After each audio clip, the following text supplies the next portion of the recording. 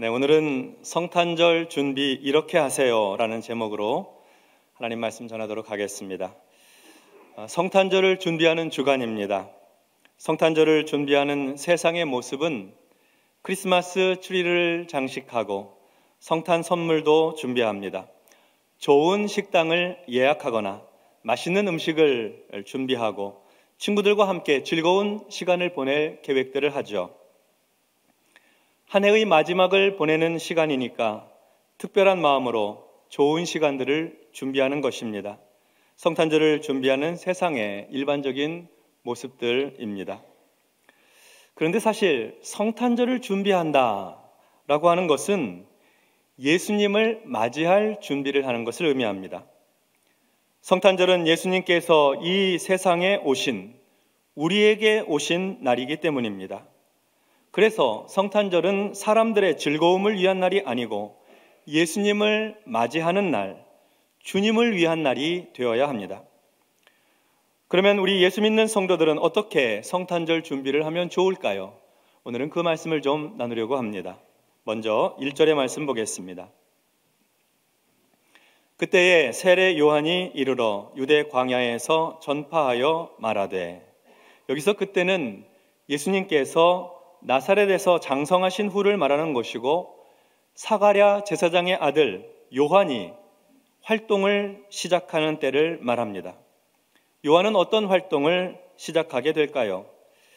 예전에 하나님의 천사가 사가랴에게 나타나서 아들을 낳게 될 것이라고 예언을 하면서 그 아이에 대해서 이렇게 말씀을 한 적이 있습니다. 누가복음 1장 15절로 17절의 말씀인데요. 이는 그가 요한이 주 앞에 큰 자가 되며 포도주나 독한 술을 마시지 아니하며 모태로부터 성령의 충만함을 받아 이스라엘 자손을 주 곧 그들의 하나님께로 많이 돌아오게 하겠습니다. 그가 또 엘리야의 심령과 능력으로 주 앞에 먼저 와서 아버지의 마음을 자식에게 거스르는 자를 의인의 슬기에 돌아오게 하고 주를 위하여 세운 백성을 준비하리라 라고 말씀합니다. 그래서 천사의 말처럼 요한은 어렸을 적부터 성령의 충만함을 받고 성장을 하였습니다. 그리고 이스라엘 백성들이 하나님께로 돌아오게 하려고 사역을 시작합니다. 이 사역의 활동은 주님 앞에 먼저 와서, 요한이 주님보다 먼저 와서 주님의 백성들을 준비시키는 일이 되었습니다. 귀한 일이죠. 그런데 요한은 이 일을 위해서 번화한 예루살렘이나 도시에서 이 일을 한 것이 아니고 광야로 나갔습니다. 유대 광야, 사람도 없고 건물도 없는 곳, 그 광야에서 큰 소리로 외치며 전파하였습니다. 무슨 말을 하였을까요? 그리고 누가 듣기는 하는 것일까요? 2절과 3절의 말씀 보겠습니다. 회개하라, 천국이 가까이 왔느니라 하였으니 그는 선지자 이사야를 통하여 말씀하신 자라. 일러스되 광야에 외치는 자의 소리가 있어 이르되 너희는 주의 길을 준비하라, 그가 오실 길을 곧게 하라 하였느니라. 요한이 유대 광야에서 큰 소리로 외친 말씀은 회개하라, 회개하라는 말씀이었습니다. 회개를 촉구하면서 하나님 나라가 가까이 왔다고 선포했습니다. 하나님 나라가 눈앞에 가까이, 바로 눈앞에 임박하였으니 회개하고 그리고 그 하나님 나라를 받아들이라는 것이죠. 죄가 없이 깨끗해야 그 나라에 들어갈 수 있으니까 회개하라고 선포했던 겁니다. 마태복음을 기록한 마태는 이 요한이 바로 이사야 선지자가 말했던 광야에서 외치는 자의 소리라고 하였습니다. 광야에서 외치는 자의 소리, 이 말씀은 구약성경 이사야 40장에 나오는 말씀인데요. 마태는 광야에서 외치는 자가 이렇게 말하였다라고 증거합니다. 너희는 주의 길을 준비하라, 주의 길을 준비하라, 그가 오실 길을 곧게 하라, 곧게 하라. 이 말씀은 이사야 40장 3절에서 5절에 기록된 말씀을 재인용한 것입니다. 외치는 자의 소리여 이르되 너희는 광야에서 여호와의 길을 예비하라.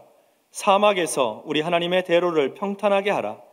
골짜기마다 도두어지며 산마다 언덕마다 낮아지며 고르지 아니한 곳이 평탄하게 되며 험한 곳이 평지가 될 것이요 여호와의 영광이 나타나고 모든 육체가 그것을 함께 보리라. 이는 여호와의 입이 말씀하셨느니라. 외치는 자의 소리가 선포하는 내용은 너희는 예비하라 하는 것입니다. 예비한다는 것은 준비하는 것이죠. 어떤 일이 이루어지고 그 일이 진행될 수 있도록 준비하는 것, 미리 대비하고 그리고 예비하는 것을 준비라고 합니다. 계산하고 빈틈없이 누수 생기지 않도록 준비하는 것, 그거를 말하는 것이죠. 준비하라고 하는데 뭘 준비하라는 것일까요? 길을 준비하라고 합니다. 걸어 다닐 수 있는 길, 왕래할 수 있는 길, 어떤 목적지를 향해 걸을 수 있는 길을 준비하라고 합니다. 이 길은 어떻게 준비해야 되는 것일까요?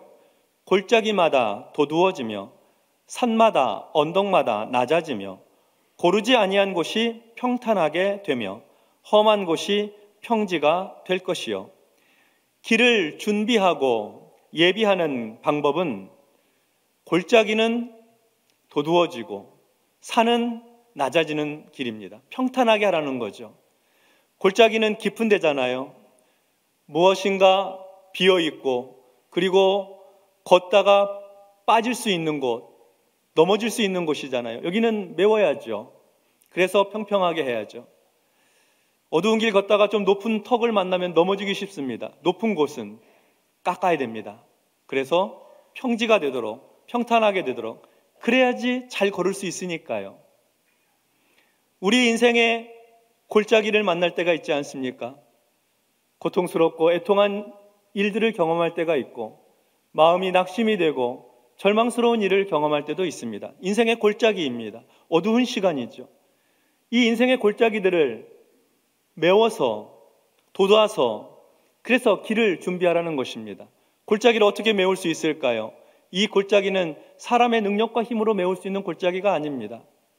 사람의 재능과 지혜와 지식과 권력과 재물로 메울 수 있는 골짜기가 아니에요. 인생의 깊은 골짜기는 하나님의 은혜로 메워지는 것입니다. 하나님의 은혜로 충만하여서 우리 삶의 고통스러운 그 골짜기, 어둠의 골짜기를 잘 메워서 길을 평탄하게 하라는 것입니다. 높은 산은 인생의 교만한 마음을 가리킵니다. 하나님께 불순종하고 자기 뜻대로 살아왔던 인생의 그 높은 산, 교만한 마음은 깎아야죠. 겸손하게 하나님 앞에 엎드려서 교만하고 우월하고 그리고 다른 사람과 비교하며 자신을 드러내고 싶어하는 그 마음을 깎아서 평탄하게 하는 겁니다. 그래서 길을 준비하는 것이죠.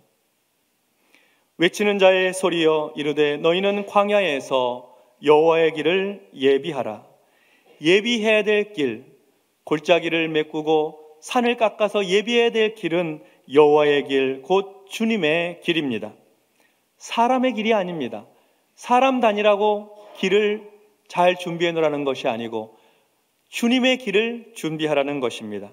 주님께서 걸으실 수 있도록, 주님께서 오셔서 그의 백성을 이끄실 수 있도록, 주님께서 오셔서 그의 백성을 건지시고 구원할 수 있도록 주님의 길을 준비하라고 말씀합니다.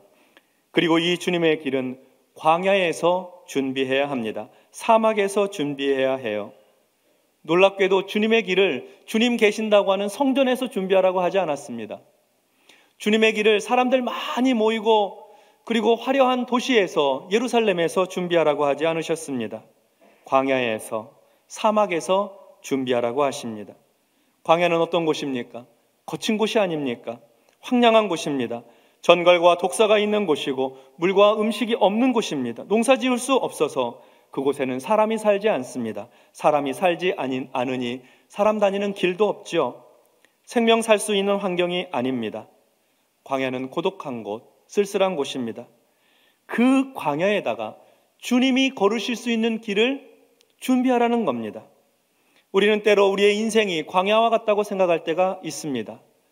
삶이 거칠고 힘들고 고단하고 지칠 때 내 인생이 사막과 같다고 그렇게 느껴질 때가 있지요. 바로 그 광야에, 그 사막에 주님 오실 길을 준비하라는 말씀입니다. 우리 주님께서 걸으실 수 있도록 우리의 인생의 길을, 우리의 삶의 그 과정들을 주님이 오셔서 걸을 수 있도록, 때로 그것은 치열한 경쟁의 현장이고 약육강식의 자리이고 우리의 마음에 고통과 슬픔과 애통함이 있고 땀과 눈물이 가득한 곳이긴 하나, 바로 그곳에 주님이 임하실 수 있도록, 임하셔서 걸으실 수 있도록 준비하라는 것입니다. 절망스러운 골짜기 인생은 하나님의 은혜로 채우고, 교만한 산과 높은 동산 같은 인생은 겸손함으로 깎아서 주님이 오셔 행진할 수 있도록, 걸으실 수 있도록 거친 광야에서 주님의 길을 준비하라고 합니다. 그래서 요한은 그 주님의 길을 준비하기 위해 거친 광야, 유대 광야에 나가서 외쳤던 것입니다. 회개하라, 천국이 가까이 왔느니라. 이어서 4절로 6절의 말씀을 보겠습니다. 이 요한은 낙타털 옷을 입고 허리에 가죽띠를 띠고 음식은 메뚜기와 석청이었더라. 이때 예루살렘과 온 유대와 요단강 사방에서 다 그에게 나와 자기들의 죄를 자복하고 요단강에서 그에게 세례를 받더니, 요한은 낙타털 옷을 입었습니다. 허리에는 가죽띠를 띠었습니다. 음식이라고는 메뚜기 그리고 석청입니다. 가난한 선지자의 모습입니다. 그러나 그의 외침을 듣고, 회개하라는 그 외침을 듣고 예루살렘에서 사람들이 모여듭니다. 온 유대 지역에서, 요단강 근처에서 사람들이 모여왔습니다. 그들은 모두 회개할 마음으로 모였습니다. 회개하고 뉘우치고 돌이켜서 다시 한번 인생을 새롭게 살아보고 싶어서, 그래서 요한에게 나와왔습니다. 회개하라는 외침을 듣고, 천국이 가까이 왔다는 요한의 외침을 듣고 그들은 자기들의 죄를 자복합니다. 제가 죄를 지었습니다. 제가 죄인입니다. 다른 사람의 것을 훔치고 도둑질하고 억울하게 하고 상처 주고 거짓말을 하고 험담을 하였습니다. 간음을 하고, 그리고 하지 말아야 될 말을 하고 다른 사람에게 폭력을 행사하고 힘을 과시하며 살았습니다. 인생이 고통스럽습니다. 제 죄를 회개하고 새롭게 한번 살아보고 싶습니다. 저는 죄인입니다. 이렇게 와서 자기의 죄와 허물을 자백하였습니다. 그리고 다시는 죄를 짓지 않을 다짐으로 요단강에서 요한에게 세례를 받았습니다. 회개의 세례입니다. 그래서 회개의 세례를 베푸는 요한의 이름 앞에 세례라고 하는 단어가 붙어 사가랴의 아들 요한을 사람들은 세례 요한이라고 불렀습니다. 세례 요한은 세례를 받으러 나오는 사람들을 향해서 단호한 어조로 회개하라고, 회개하되 확실하게 회개해야 된다고 촉구하였습니다. 7절로 10절의 말씀을 봅니다. 요한이 많은 바리새인들과 사두개인들이 세례 베푸는 대로 오는 것을 보고 이르되, 독사의 자식들아, 누가 너희를 가르쳐 임박한 진노를 피하라 하더냐? 그러므로 회개에 합당한 열매를 맺고 속으로 아브라함이 우리 조상이라고 생각하지 말라. 내가 너희에게 이르노니 하나님이 능히 이 돌들로도 아브라함의 자손이 되게 하시리라. 이미 도끼가 나무 뿌리에 놓였으니 좋은 열매를 맺지 아니하는 나무마다 찍혀 불에 던져지리라. 세례 요한에게 많은 사람들이 찾아왔습니다. 그 중에는 바리새인들이 있었습니다. 스스로 의롭다고 여기던 사람들입니다. 그 찾아온 사람들 중에는 사두개인들도 있었습니다. 자기들 스스로 특별한 존재들이라고 믿었던 사람들입니다. 세례 요한은 그들을 향해서 독사의 자식들이라고 욕을 하면서, 그들은 거룩한 척하지만 거룩하지 않다고, 의로운 척 했지만 전혀 의롭지 않다는 것을 드러내었습니다. 그들은 모두 하나님의 진노 아래 있는 사람들입니다. 그런데 그들조차도 자신들의 위선과 허물과 죄를 고백하면서 나 이제 하나님 앞에 새롭게 살고 싶다고, 죄를 끊고 위선을 끊고 거짓을 끊고 참으로 하나님 앞에 신실하게 살아가고 싶다고 회개하며 세례를 받는 것입니다. 그런 마음이 참 좋은 마음이죠. 세례 요한은 세례를 받고 있는 그들에게 이렇게 말했습니다. 회개하고 세례 받는 것으로 만족하지 마시오. 내가 아브라함의 자손 선민 이스라엘이라고 자랑하지 마시오. 회개했으면, 세례 받았으면 회개에 합당한 열매를 맺어야 합니다. 반드시 회개에 합당한 생활을 해야 합니다. 죄를 끊고 악을 멀리하며 거룩하고 성결하게 살아야 합니다. 그렇지 않으면 도끼가 나무 뿌리에 놓였으니 회개에 합당한 열매 맺지 않고 살면 그러면 찍혀서 불에 던져질 것이요, 그러니 회개했으면 그에 합당한 열매를 반드시 맺어야 합니다.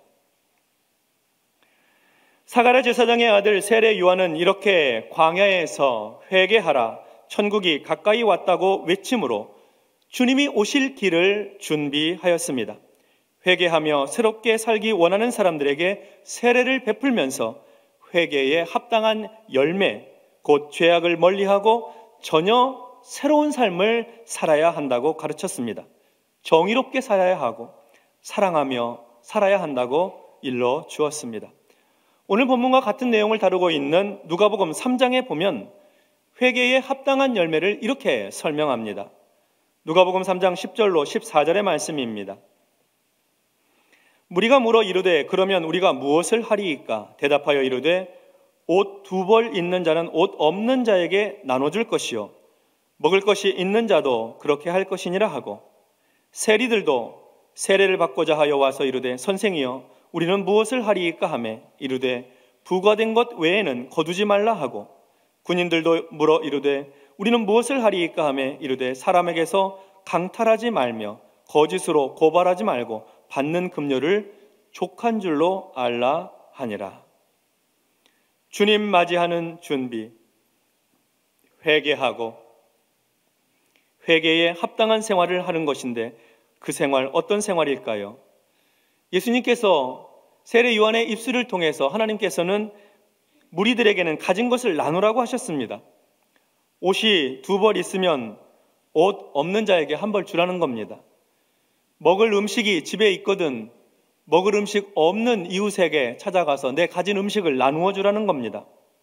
그러니까 우리 주변 가난한 사람들과 내가 가진 것을 나누는 것이, 그것이 바로 회개에 합당한 열매를 맺는 삶이라는 거죠. 세리들에게는 정직하라고 하였습니다. 부과된 것 외에 더 많이 세금 거두면 안 된다고 합니다. 취해야 할 이익보다 터무니없이 많은 이익을 취해서 소비자에게 바가지를 씌워 이익을 내면 안 된다는 얘기죠. 힘과 권력의 상징인 군인들에게는 사람에게서 힘으로 강탈하여 빼앗지 말고 받는 급료를 족한 줄로 알아서 감사하라고 하였습니다. 자족하는 생활입니다. 주어진 상황과 형편에 대한 감사지요. 그러니까 회개에 합당한 열매를 맺으라는 것은 가난하고 어려운 이웃과 나누는 삶이요, 부당한 이익을 취하지 않는 것이요, 자기에게 주어진 것에 대해서 자족하고 감사하는 생활입니다. 회개에 합당한 열매라고 하는 것은 탐심과 탐욕을 끊어내는 것이고 정직하고 투명하게 사는 것이며 만족하고 감사하는 생활을 의미합니다. 이렇게 살아가는 것이 주님이 오시는 길을 준비하는 것이라는 겁니다. 성도 여러분, 성탄절, 예수님께서 오시는 절기에 우리는 어떻게 주님 맞이할 준비를 할 수 있을까요? 세례 요한과 같이 주님이 오시는 길을 우리는 준비하고 예비해야 하겠습니다. 주님이 오시는 길, 주님을 맞이하는 길은 회개입니다. 지난날 우리의 죄악과 허물을 자백하고 주님, 제가 죄인입니다. 제 죄악을 용서해 주십시오.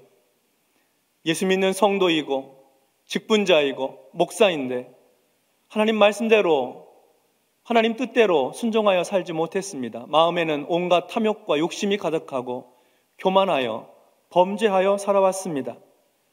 내 마음은, 내 영혼은 순결하거나 깨끗하지 못합니다. 긍휼히 여겨 주십시오.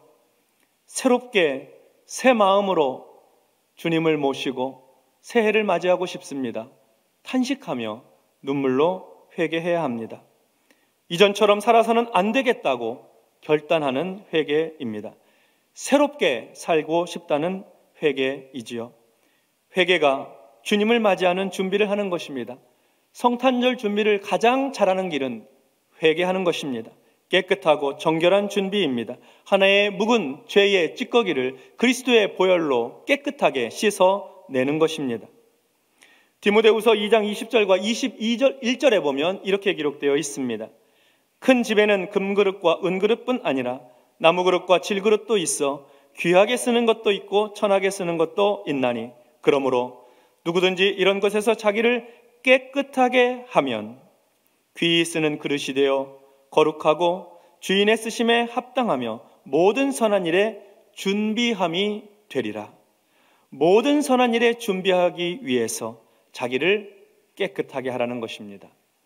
회개함으로 우리의 마음과 영혼과 생각을 정결하게 하는 것이죠. 회개는 자기를 깨끗하게 하는 것입니다. 주님의 거룩한 보혈로 더러운 죄를 씻어내는 것입니다. 그렇게 하면 주인이 귀하게 쓰시지요. 주님 쓰시기에 합당하게 준비하는 것, 성탄을 준비하는 성도의 마음이 되는 것입니다. 그러면 깨지기 쉬운 질그릇 같은 우리의 인생도 깨끗하면 주님이 사용해 주시는 것입니다. 주님이 사용하시는 그릇에 어떤 종류로 만들어지고 재료가 어떠느냐가 중요한 게 아니라 깨끗하느냐, 깨끗하지 못하느냐가 주님 사용하심의 기준이 되는 것입니다. 고린도후서 4장 7절에도 보면 우리가 이 보배를 질그릇에 가졌으니 이는 심히 큰 능력은 하나님께 있고 우리에게 있지 아니함을 알게 하려 함이라. 우리가 이 보배 곧 예수 그리스도를 질그릇 같은 우리 마음에 가졌다고 합니다. 깨끗하고 정결하게 회개하여 준비된 마음에 주님을 모시게 된다면 이 질그릇은 보배를 담았으니 보배 그릇이 되는 것입니다. 우리의 마음 가운데 구원자로 오신 예수님을 모시게 되었으니 우리의 이 마음의 질그릇 같은 우리의 인생이 구원자를 모신 구원 그릇이 되는 것이죠. 가장 아름답고 존귀한 그릇 되는 것입니다. 하나님께서는 우리가 예수님을 맞이할 준비를 잘 하기를 원하십니다. 잘못된 행실과 습관을 버리고 죄악을 회개하고 깨끗한 마음으로 주님 모실 준비하기 원하십니다. 그것은 단순하게 뉘우치는 것을 의미하는 것은 아닙니다. 실제 생활에서 회개에 합당한 열매를 맺으셔야 됩니다. 이번 연말에는 어려운 이웃과 우리가 가진 소유를 나누는 기부하는 일에 동참해 보시기 바랍니다. 얼마 전에 한 연락을 받았는데 어떤 어린이집에서 지난 1년 동안 아이들이 고사리 같은 손으로 동전을 모아서 저금통에 모은 그 동전들을 가지고 와서 기부를 하고 싶다는 뜻을 밝혀왔습니다. 목사님께서 좋은 곳에 좀 사용해 달라고 그런 뜻을 전해왔어요. 아이들에게 잘 가르치는 것이죠. 자기들이 가지고 있는 것을 다른 사람과 어려운 이웃과 나누는 것을 가르치고 배우는 것이니까요.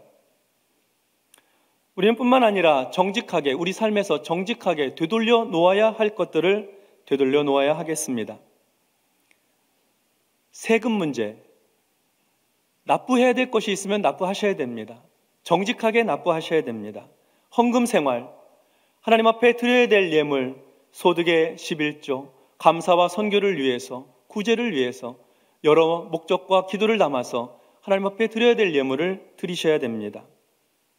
다른 사람들과의 관계, 얼그러지고 틀어져 있는 관계가 있다면 다시 되돌려 놓아야 합니다. 다시 정직하게 되돌려 놓아야 하겠습니다.